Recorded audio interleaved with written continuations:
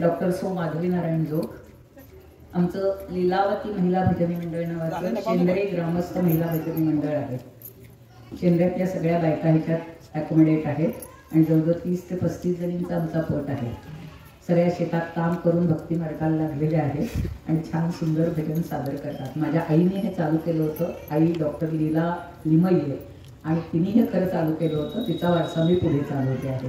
म्हणून ह्या भजनी मंडळाला लीलावती महिला भजनी मंडळ नाव दिले आणि आम्ही हे सादर करतो सगळे भजन. नमस्कार रामकृष्ण हरी मंडळी, कसे आहात सगळे? तुमचं खूप खूप स्वागत आहे तृप्तीज मराठी ब्लॉगमध्ये. आम्ही पोहोचलोय शेंद्र्यात. आज भजन आहे म्हणून पळत पळत आलोय, पण उशीर झालाय बघूया आता. आणि महाप्रसादाचं वर चाललंय लगबग. काय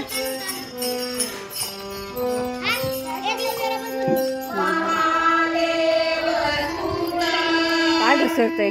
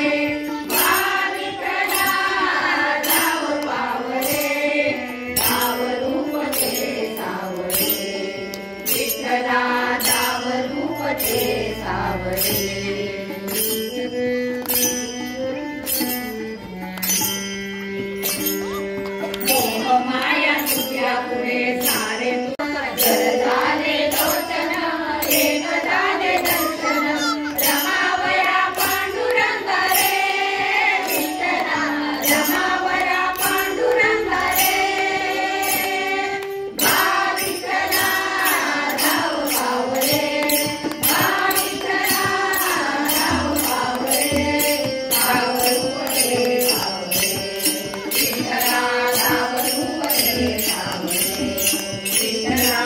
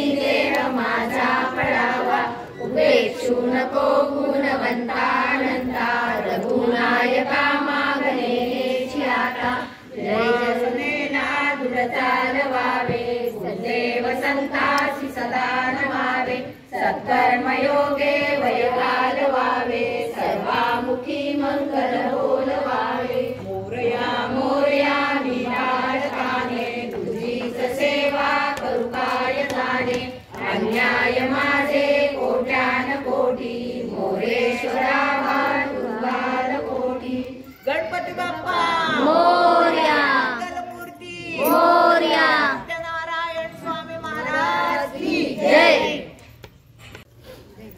मी डॉक्टर सो माधवी नारायण जोग आमचं लीलावती महिला भजनी मंडळ नावाचं शेंद्रे ग्रामस्थ महिला भजनी मंडळ आहे। शेंद्र्यातल्या सगळ्या बायका ह्याच्यात अकोमोडेट आहेत आणि जवळजवळ 30 ते 35 जणींचा आमचा पट आहे। सगळ्या शेतात काम करून भक्ती मार्गाला लागलेले आहेत आणि छान सुंदर भजन सादर करतात। माझ्या आईने हे चालू केलं होतं। आई डॉक्टर लीला लिमये आणि तिने हे खरं चालू केलं होतं। तिचा वारसा मी पुढे चालवते आहे म्हणून ह्या भजनी मंडळाला लीलावती महिला भजनी मंडळ नाव दिले आईचं नाव आणि आम्ही हे सादर करतो सगळं भजन। छान होतं एकूण भजन तुमचं सगळ्यांचं।